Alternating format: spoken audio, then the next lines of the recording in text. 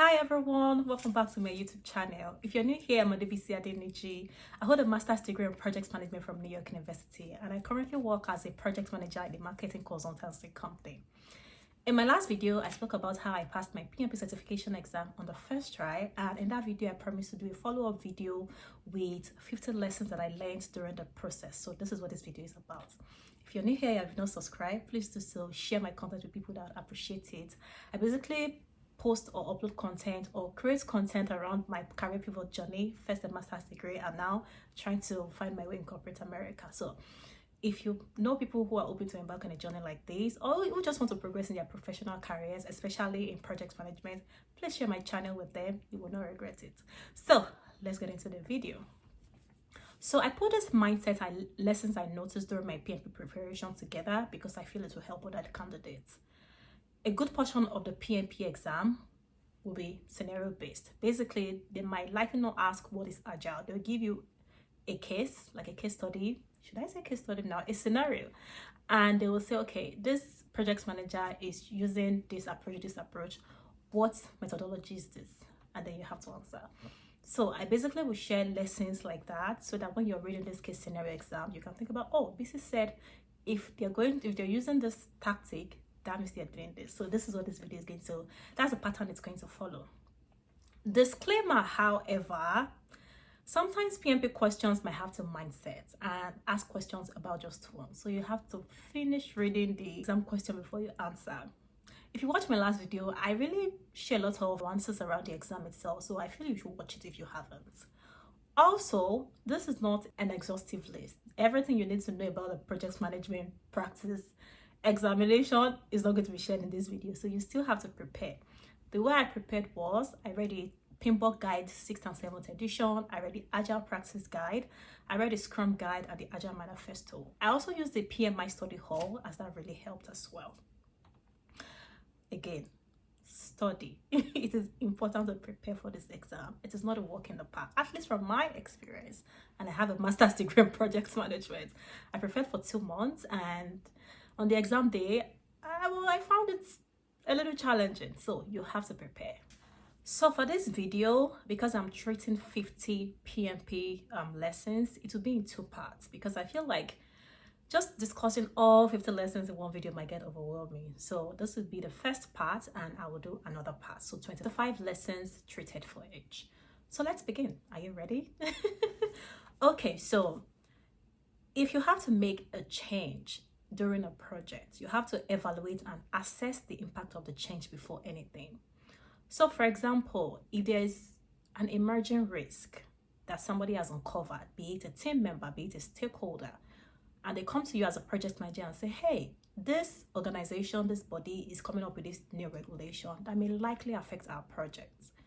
You have to evaluate and assess the impact first, because sometimes a new regulation might not even affect your project at all. So that is something you want to do. Always evaluate and assess the impact of changes first before making any decision. Lesson number 2.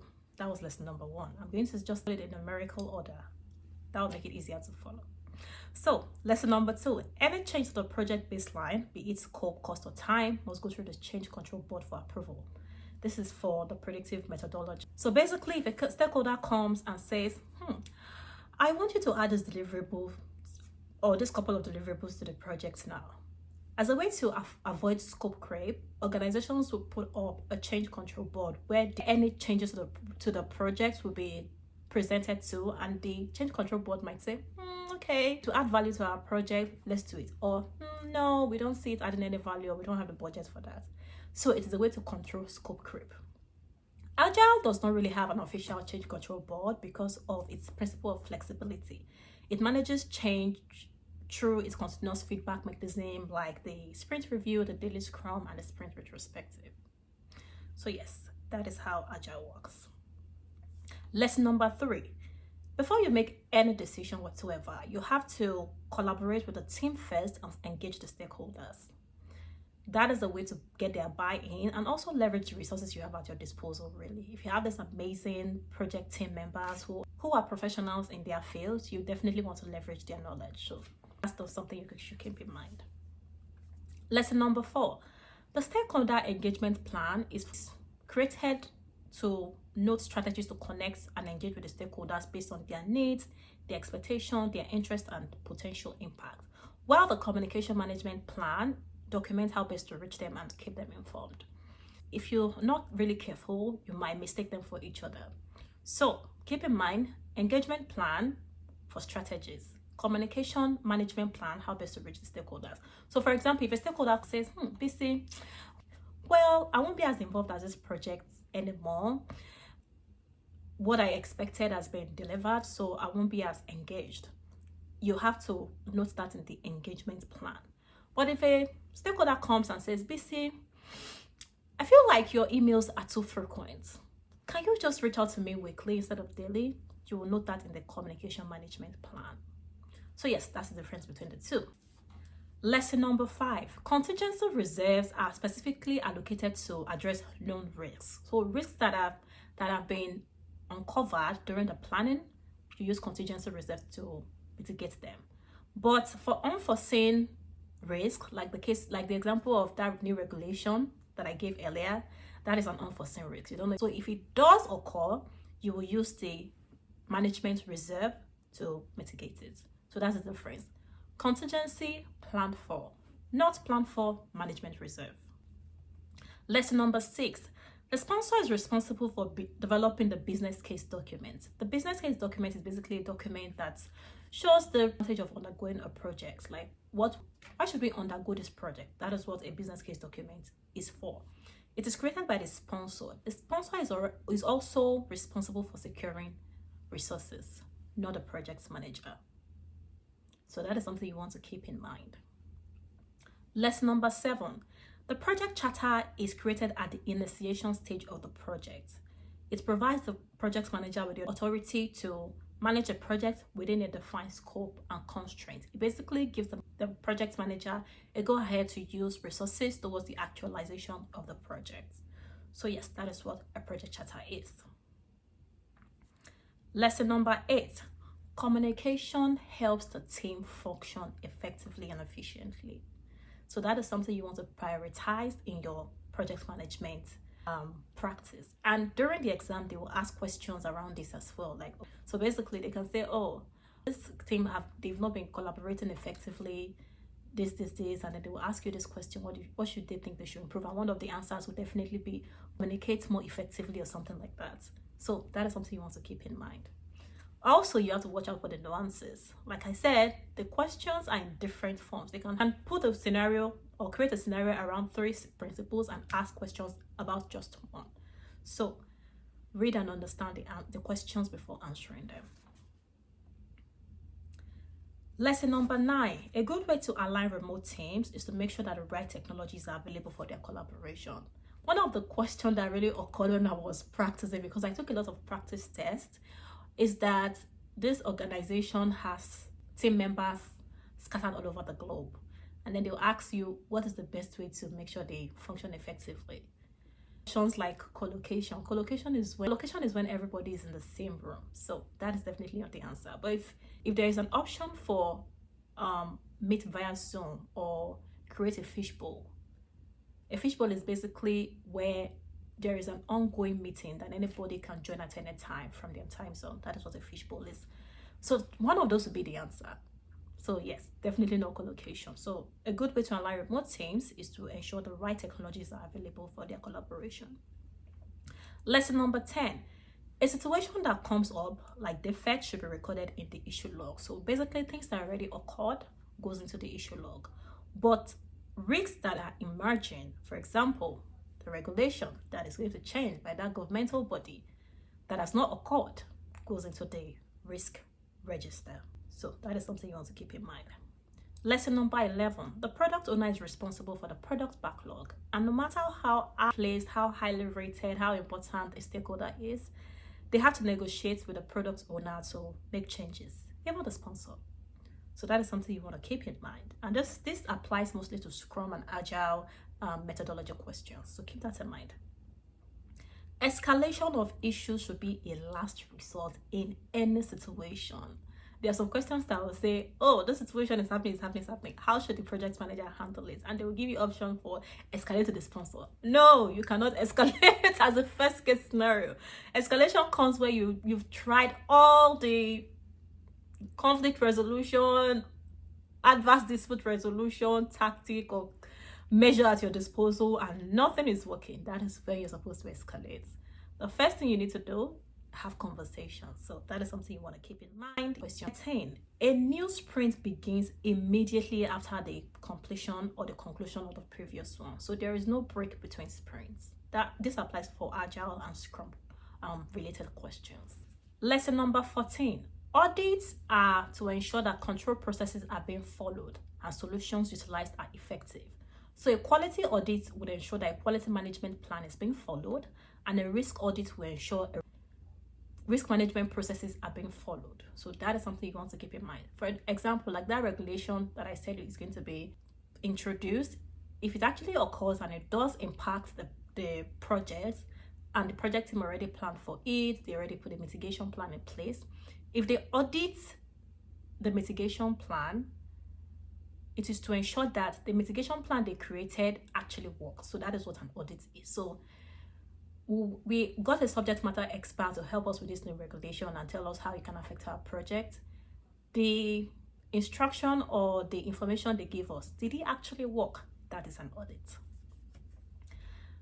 Lesson number 15. In projectized and strong matrix organizations, project managers have a lot of power, but in weak matrix, they have to seek the support of the functional manager. So there are different kinds of organizations: strong matrix, weak matrix, projectized, so also functional as well. So for weak matrix, you have to seek the support of the functional manager first before anything. But in projectized organizations, the project manager has full authority. So you want to keep that in mind.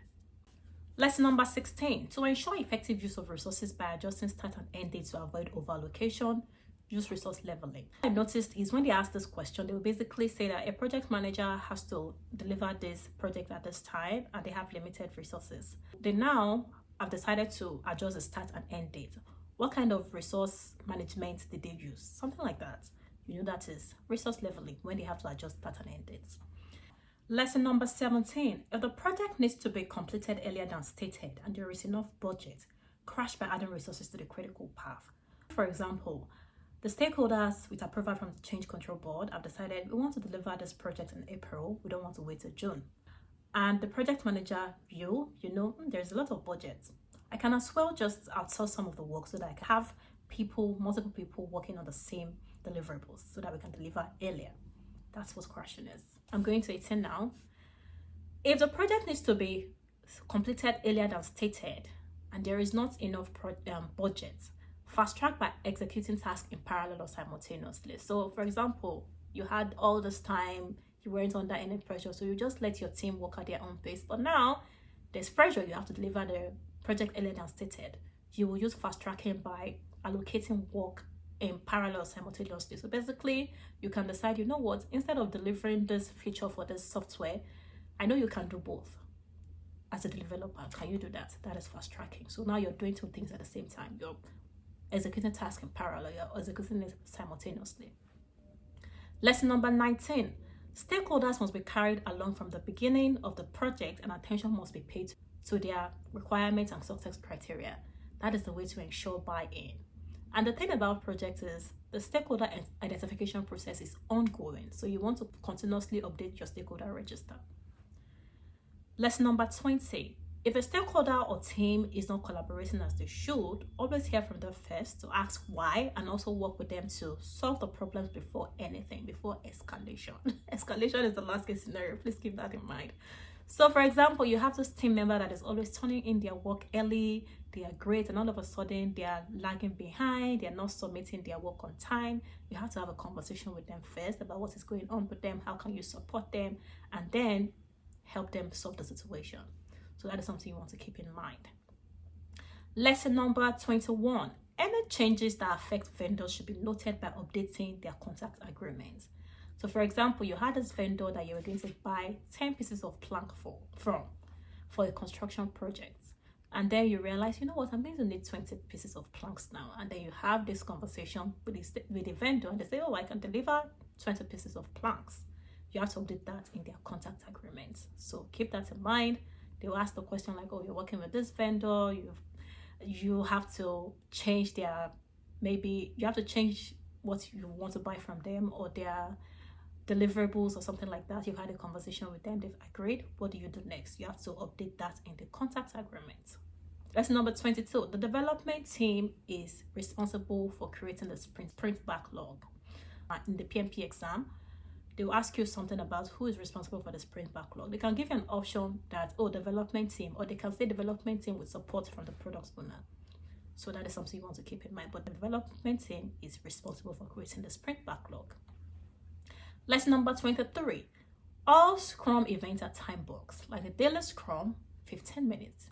And good practice is you shouldn't exceed that. That is important. All Scrum events are time boxed. I would also say read the Scrum guide as many times as you can. All those questions are in there, like the explanations, very detailed explanations, they are in there. So that is something I would advise as well. Lesson number 24. Bottom-up estimating is best for a project with a large number of work packages. So if you get a question like, this project manager is working on this project which has a lot of work packages, what should they do? What kind of estimation should they use? Bottom-up. That is what they are going to use if it has a lot of work packages. Lesson number 25. The Scrum artifacts are product backlog, sprints, and increment. If you read the Scrum guide, you will have a very good understanding of the requirement of Scrum. So this is one of the requirements. The Scrum artifacts are product backlog, sprints, and increments. So this will be the end of the first section of this video. I've treated 25 questions so far. Thank you so much for watching. Bye.